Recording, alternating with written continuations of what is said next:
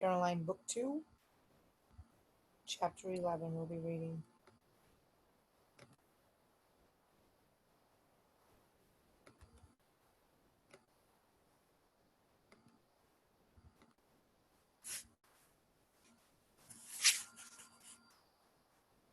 Uncle Aaron's Letter, Chapter 11, June 1813.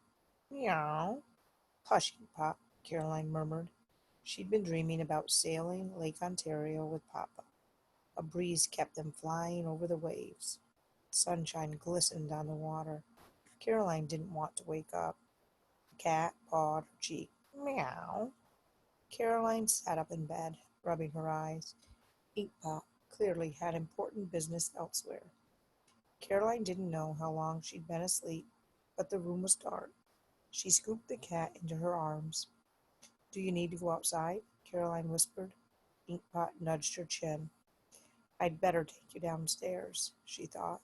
She didn't want the cat to wake anyone. That night, the night was pleasant, warm but not hot.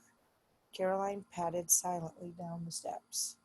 Her eyes were adjusting to the darkness, so she had no trouble making her way to the front door. Catch lots of mice, she whispered, and she cracked the door open. Inkpot bounded into the night. As Caroline turned back, she noticed a faint glow coming from the parlor. She peeked inside. Papa sat at the writing table in the far corner, studying some papers by the light of a single candle. Papa, she called softly. Having him home these past few weeks had been wonderful. After missing him for so many months, Caroline didn't think she would ever catch up on time spent with him. Papa blinked and looked up, clearly startled. Then he smiled. Caroline, what are you doing up at this hour? He held out one hand with a look that said, Please, come join me. Caroline pattered across the floor and leaned against him. Inkpot wanted to go outside, she explained. What are you doing up? I couldn't sleep, he told her, so he gestured toward the papers. Caroline saw that he'd been sketching asleep. Oh, Papa, it's a beautiful ship. Her father was the best shipbuilder in all of New York, as far as she was concerned.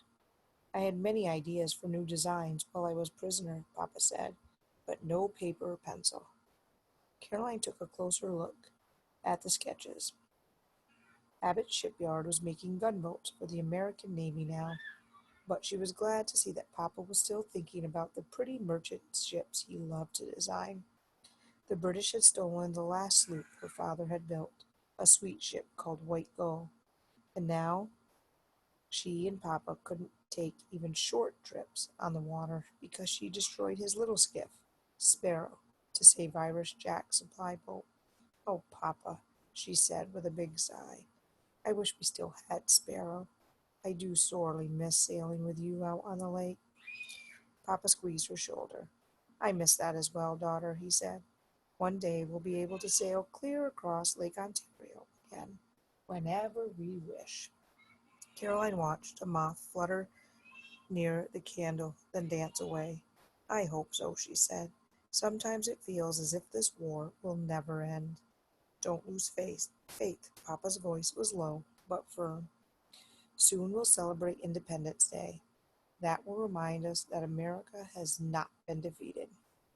The reminder of Independence Day pushed away Caroline's gloomy thoughts. I am excited about the celebration, she told him, bouncing on her toes. Surely everyone in Sackett's Harbor will gather. I've heard there will be music and speeches and a gun salute, even a concert by the Navy musicians.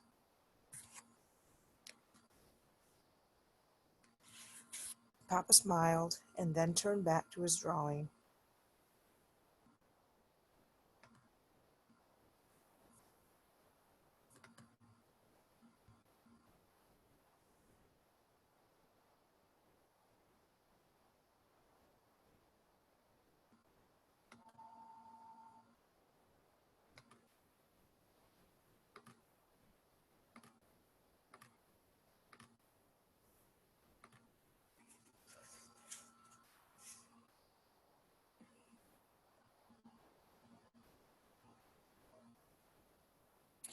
Caroline felt very special, alone here with Papa, while the rest of the house slept. It was a delicious treat to share this quiet time with him. She rested her head against his shoulder and studied his new design. With just a few pencil strokes, Papa had captured the sloop's graceful lines.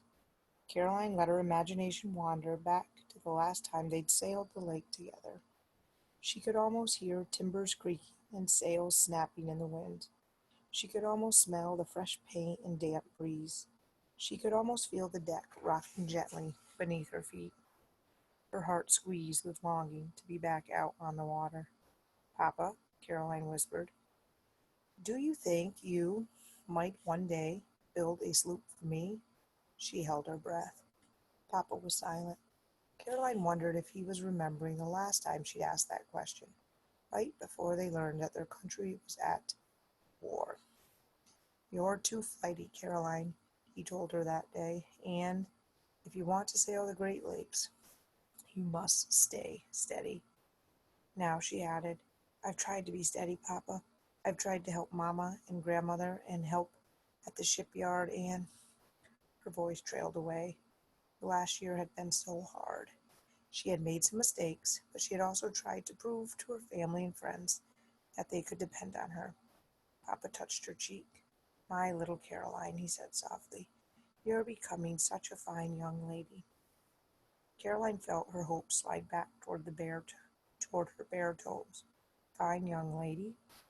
That was a nice compliment, but what she wanted to hear was Papa's assurance that he'd seen how steady and responsible she'd become while he was away. Papa pulled her around to stand before his chair so that he could look at her directly. "It's very late, daughter." He leaned forward and kissed her forehead. "Go back to bed." "I don't want to go back to bed," Caroline thought. "But—" she began, before cutting the protest short. "Yes, Papa." She gave him a quick hug and left him alone with his own thoughts and dreams. When Caroline woke, sun was streaming through the window. The scent of frying bacon drifted into the bedroom. She tossed the quilt aside and jumped to her feet. If she didn't hurry, she'd be late for breakfast. A few minutes later, Caroline skidded into the kitchen. She was glad to see her parents still at the table with Grandmother. Mama and Papa both worked at the shipyard now, and they often left home early.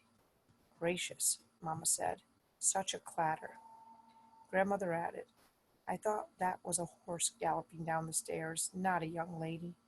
Her eyes were merry, though. Caroline suspected that when Grandmother was a girl, she'd gallop downstairs sometimes too. Caroline swallowed a laugh before dutifully saying, "I'm sorry." She took her place at the table. "May I go to the shipyard today?" "It's baking day, Caroline," Grandmother reminded her. May I go to the shipyard after chores?" Caroline said quickly. Baking was one of her least favorite activities, and usually their boarder, Mrs. Hathaway, helped Grandmother. Mrs. Hathaway had taken her daughters to visit relatives in Albany. However, Caroline knew she had to pitch in. She was reaching for the milk jug when someone knocked on the front door. "I'll get it," Mama said. She rose and wiped her hands on her apron before hurrying from the room. Caroline heard the murmur of voices in the hall. A moment later, Mama returned, holding a folded piece of paper. "What is it?" Papa asked. "A letter from my brother Aaron," Mama replied. "His neighbor, Mr. St. Clair, brought it." "Oh, good," Caroline said. "I've been waiting to hear how Lydia likes the new farm." Uncle Aaron had recently purchased a farm several miles from Sackett's Harbor, and Caroline knew that starting over would be a challenge for the Livingston family. When they'd fled to Upper Canada the previous autumn, they'd had to leave behind their oxen and chickens and pigs and many of their tools and household belongings. Mama broke the circle of hardened wax that sealed the letter and began to read aloud. "My dear sister, we recently received word that Martha's eldest sister is gravely ill. Martha packed a few things and left at once to tend to her. As you know, starting a new farm here in New York has taken every penny we had. We used the last of our cash to buy a cow and her calf. Lydia is struggling to manage both the house and the cows while I work the fields. Oh, poor Lydia, Caroline said. She could well imagine how hard Lydia must be working. The success of our new farm depends on making a good start this summer. We must have a good harvest if we are to have any hope of surviving next winter. Therefore, I ask that you send Caroline to us right away. We will likely need her for some time to come. Caroline gasped. She was to go to the farm right away without knowing when she would return. A band seemed to go tight around her chest. Mamma pressed her lips together as if she were struggling too. Finally, she finished reading the letter. I write in haste, as my neighbors, Mr. and Mrs. Sinclair, are eager to leave for Sackett's Harbor. They have promised to deliver this letter to you. Their business in the village will take an hour or so, no more. When they are finished, they will call upon you again and escort Caroline to the farm. May God keep you all. Your brother, Aaron Livingston. Caroline finally found her voice. An hour? So soon? The last word came out as a squeak. Mamma and Papa shared a silent look. Then Mamma slid next to Caroline and pulled her close. Surely you will not hesitate, she said. Lydia would help us if the situation were reversed. I want to help, Caroline said. It's just that. She looked at her father. We'll miss you very much, Papa told her, but I know you will be a great help on the farm. Caroline struggled to find words. This was happening so fast. Papa had been home for only a few weeks.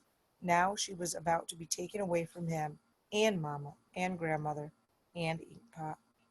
Away from the lake, too, Caroline thought.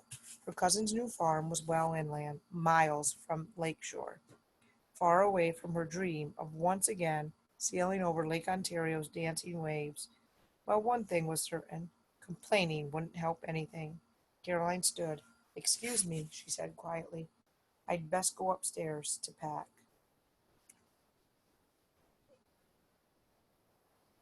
And that is the end of chapter 11.